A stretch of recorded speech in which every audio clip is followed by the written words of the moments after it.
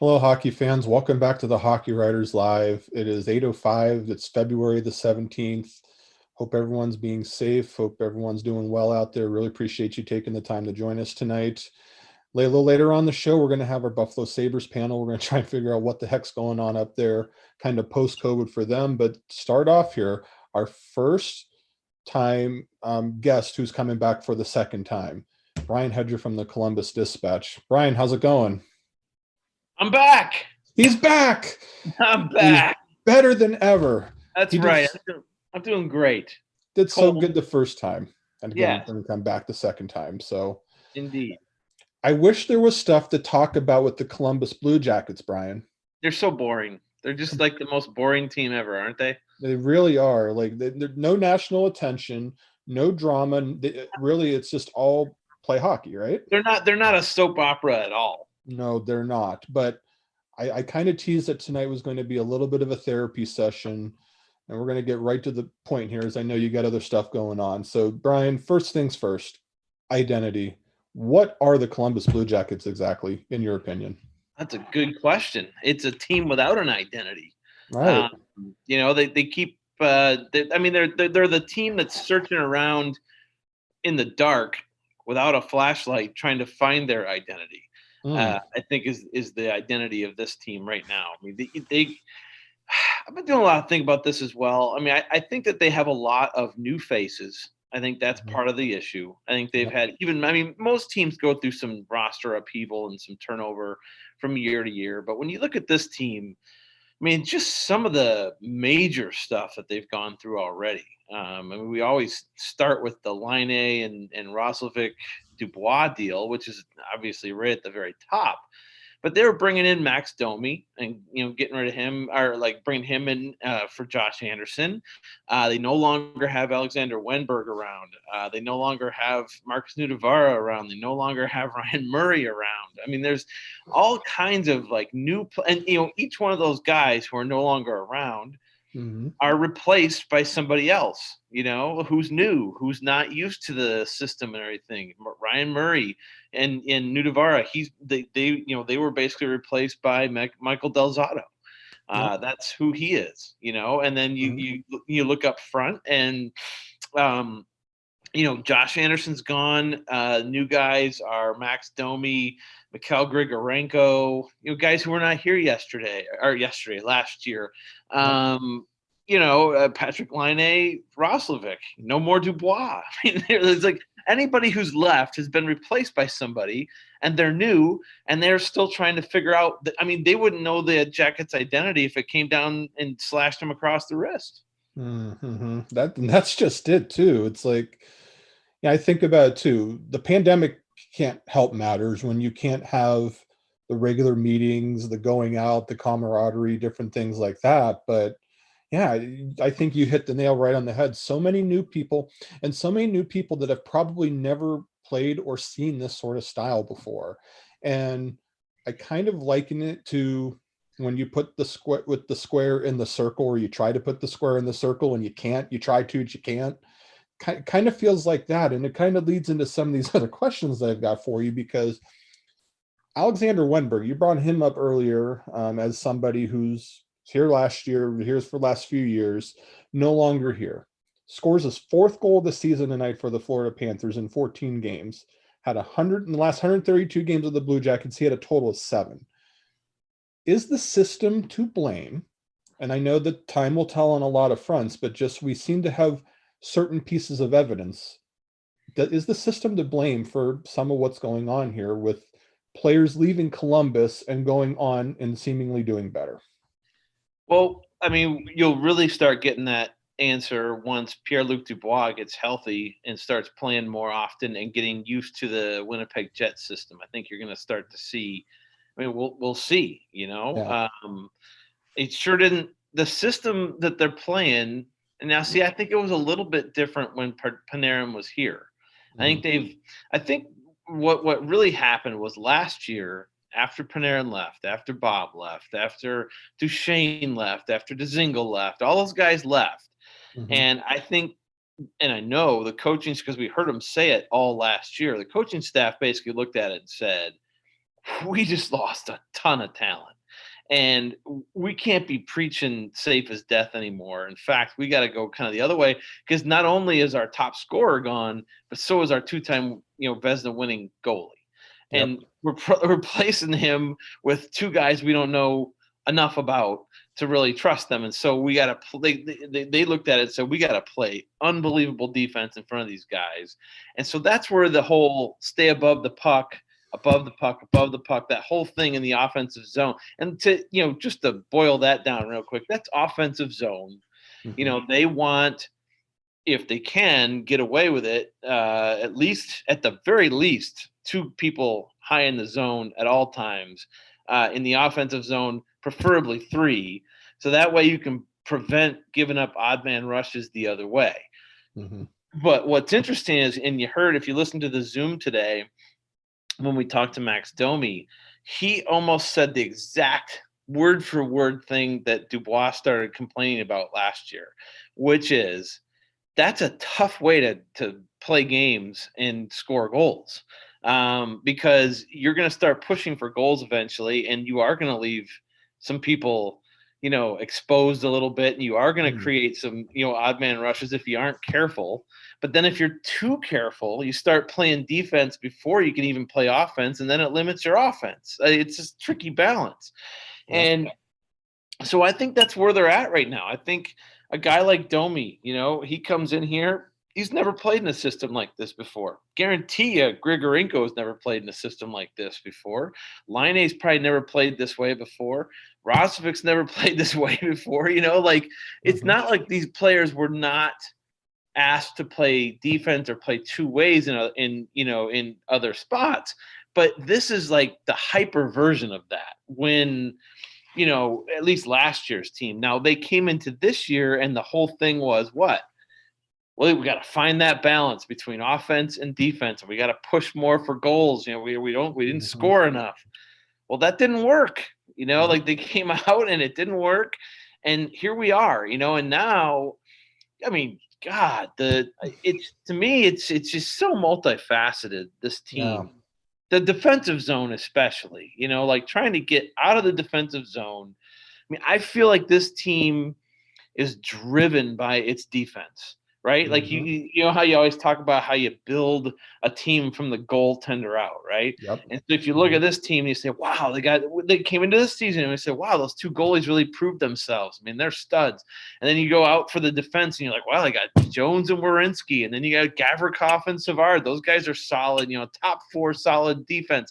Wow, this team is really going to do something. And I just feel like they've sputtered, from the back end all the way up. Well, so you made it a perfect segue to the next thing I was going to ask you about, and is the defense, and you made mention to it. Multifaceted. Like, to pin it all on Seth Jones, I think, is wrong, in my opinion. To pin it all on one player is wrong. There are so many things that go into what makes a defense successful, what makes a whole team successful for that matter. And I know Torts has brought up the whole positioning, going back into your own end zone, things like that. So I guess, Brian, just when it comes to this defense, where do you feel like the biggest pain point is, if you had to lay it on one thing, I suppose? Well, I think it's I call it processing is what I would call it. Because I look at all of them. The only defenseman who to me has really exceeded expectations so far is Michael Delzado. I mean, he came in here and people were just bagging on him left and right about how he can't play defense and yada yada. The whole trope that's been there for his whole career. And I think he's played pretty well. I mean, and now, is he a first pair defenseman? Probably not. Maybe it's a stretch even at second, but him and the third pair there, I think, has been a really good addition. But outside of him, everybody has struggled at some point. Dean Kukan got off to a good start. He was okay, but once it started going away from him, it went away quickly, and very quickly. Within like 2 games, you're like, what is he doing? And then at certain points, and it's all on the defensive end. And I feel like if you're gonna put the finger on something, it is like what I was saying. I think it's processing. I think it's thinking the game. It's processing. I think it's going slow for them.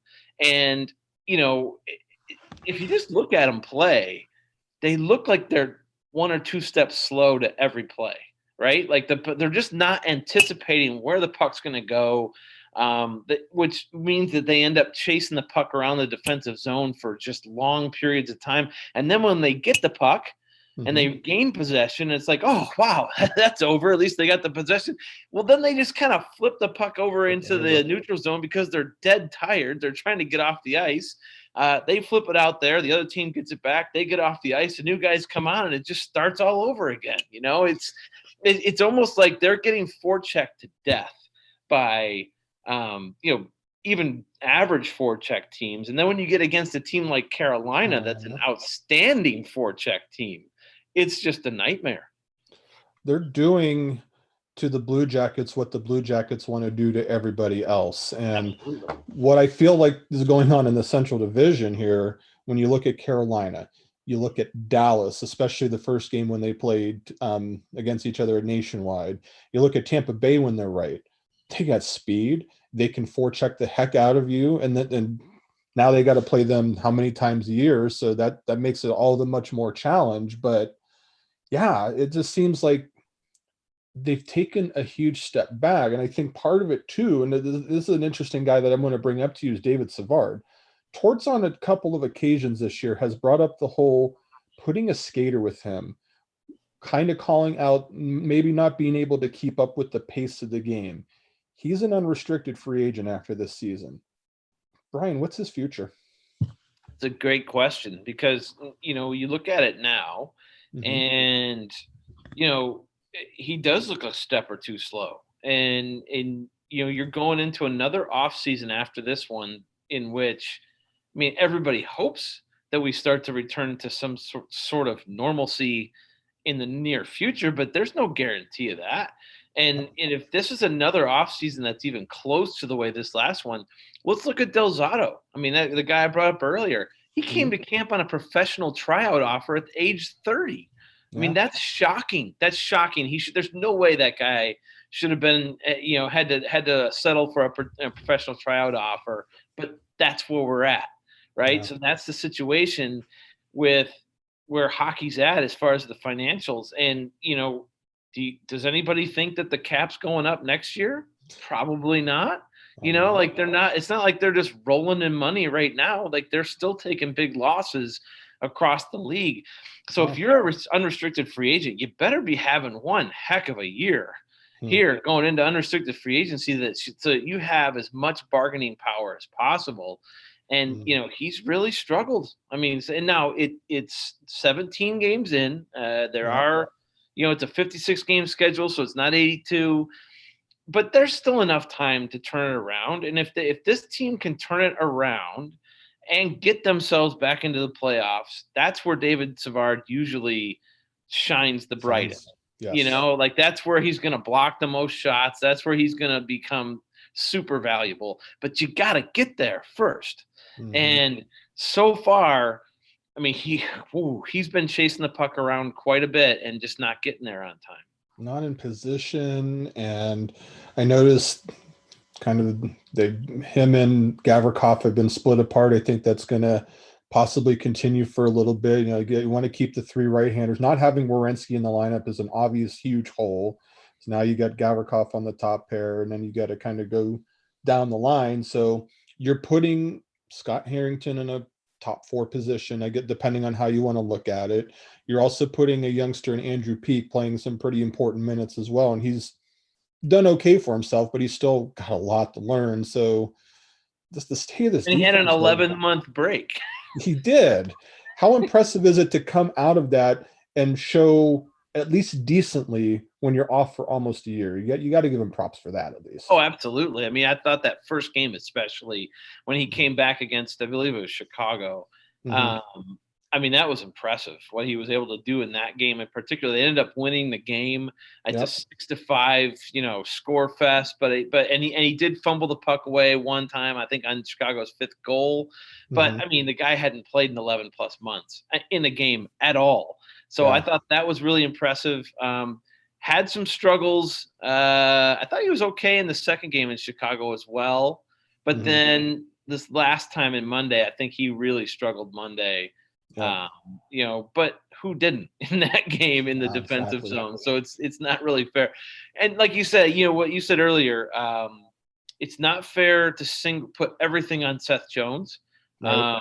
And let's face it, because Werenski did get hurt and he's been out for more than a week now. Seth hasn't had Zach to play with the whole season. I mean, Yep. the whole season, and also Zach was struggling before he got hurt as well. Like it was both of them were kind of having some issues. That's why I said, Delzado is really the only one that has exceeded expectations so far. Every other one has some work to do to live up to their own expectations. The sign of the year is when a PTO comes in and is your most consistent defenseman. That's how you know that everything is just so backwards right now. Yes. Yep. Absolutely. Brian Hedger from the Columbus Dispatch got just a couple more questions for him here about 20 after 8. Remember to hit that like button on Facebook and subscribe on YouTube. You will not miss any of these conversations. We really appreciate him taking time out of his busy day to join us here. So we're going to play a little bit of Where's Waldo Columbus Blue Jacket style. I'm going to give you 3 names of players that I feel like that had a lot of expectations coming in for where each are in their career. And we can't find them right now, whether they're on the taxi squad or just not playing well. Emil Bemstrom, Liam Foodie, Alex Texier. Will we hear from those 3 this year at any point? Well, I mean, it's interesting because Texier, he got off to such a good start. He was leading this team in points for like the first week and a half or 2. He was playing center. Now he's back out to the wing. I almost wonder, and I'm going to ask towards this at some point, but I almost wonder if they really feel like he's a center, whether he's a second line, first line, or third line guy, whatever he ends up being. But I almost wonder if this season, especially this season, this crazy, wacky, fanless, no atmosphere, weird season, if this would be the perfect time to just put him at center and just what you get, you get. And he just it's sink or swim. Go in there and learn how to play the position, and if you struggle, you struggle. And if you don't, you don't. I'm going to ask that soon, because what good is it really doing? I mean, is he learning how to play center? If he's eventually going to be a center, is he learning how to play center at left wing right now? Right. I don't think so. And you know what? He had a pretty good little run there in the middle. He did struggle at times here and there, but you're going to have that with a young center. So I think of those 3 guys that you mentioned, he's probably the most likely that you're going to hear from again this season. I think he's going to have the resurgence. The other 2 guys, I don't know. I think they're good prospects. Foodie and Bemstrom, absolutely. They both have are skills that you can't teach necessarily, that are so outstanding that they overshadow everything else they do in the ice. So with Foodie, it's his speed, obviously. I mean, he is so fast, and especially in that perimeter. He creates scoring chances for himself. But so far, I mean, it's the NHL. He's facing NHL goalies. He's trying to get around NHL defensemen, and he's not getting the greatest scoring chances, and he hasn't been finishing them. With Bemstrom, he's got just a booming rocket of a one-timer and a great shot in general, but he doesn't know where to get it off from. And when he does get to those spots and the puck does come to him, he doesn't hit the net with it, or he misses the shot, kind of flubs the shot. So I think that those 2 skills, they're so outstanding that if they just keep going at it, I think eventually it's going to happen. But how long is that going to take? We don't know. And that's what's going to get those guys back on the map, I guess you'd say, for this season is get another chance, take advantage of it, and capitalize.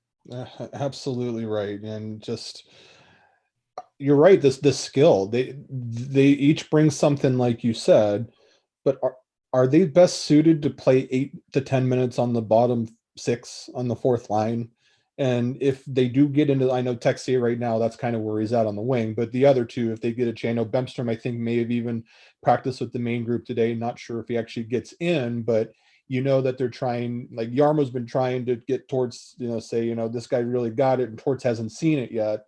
Like, what is it actually going to take for them to be able to get that next step? Because, the team believes that they're very important pieces to the team. Like, what are they able to do to finally get them to that point? That's going to be the thing that I'm going to be really curious to see. Absolutely, I'm with you on that.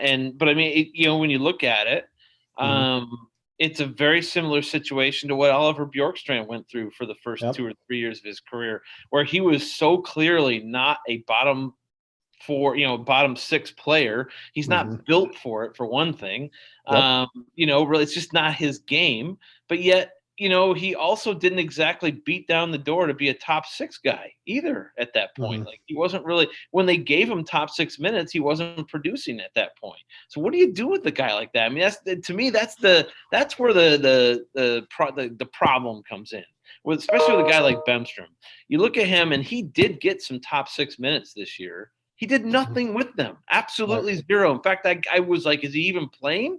He just was not out there as far as making a difference when he got that chance. So if that's going to happen, if you're Torts and you see that, you're like, I can't play this guy top 6 minutes right now. He's just not helping me at all. So then he gets bumped down the lineup, and then it falls right into what you're talking about. He's not suited for those other roles. So now, like, what good is it really going to be to give him 8 to 10 minutes? Yeah, it's a catch-22 that they have to figure out some sort of answer, because as we speak right now, I got one last question for you. They are, by points percentage, 6th in the division. They play the team in the Nashville Predators the next 2 games that is below them in the standings, as they're dealing with injuries and they haven't played very well. So my question now is, they have 39 games left to go. If they do not turn this thing around, Brian, what happens if the Columbus Blue Jackets miss the playoffs? Well, that's a great question, because if you were to look at it with you put your general manager's hat on, which clearly I don't have on. I have a shiny light on my head. It's the light from heaven that's shining down and giving me all this wisdom about what I'm about to enter here. But if you were to look at it from the general manager's perspective, in a typical situation, you might look at this and say, what I got here is just not working out. What kind of assets do I have that I can maybe deal to get some of these draft picks? I mean, maybe we'll get a draft pick or something here and restock that way. I mean, if they don't make the playoffs, it's not the worst thing in the world from the organizational standpoint. It is for Nick Foligno, and it is for Cam Atkinson, and it is for Boone Jenner, and just all these guys that have been around here. It is the worst thing in the world, because you only have a limited time window in your career to do something. So from their perspective, it would be really bad if they don't make the playoffs. But from an organizational standpoint, from an overall thing, it wouldn't be the worst if they get a relatively high draft pick out of it going forward, and maybe they can draft another center and see if they can get another top center somewhere, because right now I feel like that's where defensively they're struggling, but at least they still have Seth Jones, and what he's done in the past, and he's probably going to pull out of it eventually. Same thing with Werenski, same thing. I mean, I'm thinking the same thing with Gavrikov, but not nearly as big of a body of work. Spard, you get him into the playoffs, like I said, you're fine. But up front, I think where they're really lacking is at that middle point now. They have a lot of guys who are like third and fourth line centers. They don't have anybody who's really a first line guy. I mean, Jack Roslovic's been doing pretty well. I like what I've seen so far, but he'll tell you himself, small sample size at this point. And let's see what, and he's got a lot to learn there as well, as far as away from the puck, winning face-offs. I mean, and the nice thing about Jack is that guy's going to work his tail off. That he's going to work his tail off to become a top 6 center. But I mean, where's the other Dubois? There is no one. There isn't one. They had to use Dubois to get line A. And I feel like if they did somehow miss the playoffs and they did get a higher draft pick, it's not the worst thing in the world to happen. I can definitely see that. And I'll just end with this thought that we're seeing all this. There's a lot to play out, but Torts' contract runs out at the end of this season. Are we seeing the last of him in Columbus? That, we don't know. We could be, but a lot has to play itself out. A lot, and we'll be there for all of it because it seems like there's always something going on. Brian, we really appreciate you taking the time out of your busy schedule to join us. Thank you so much for the great insight and fans. You can follow him at Brian Hedger on Twitter from the Columbus Dispatch. Brian, thank you so much. All right, Mark, thanks for having me on as always. And until next time. Until next time, thanks again. That was Brian Hedger from the Columbus Dispatch joining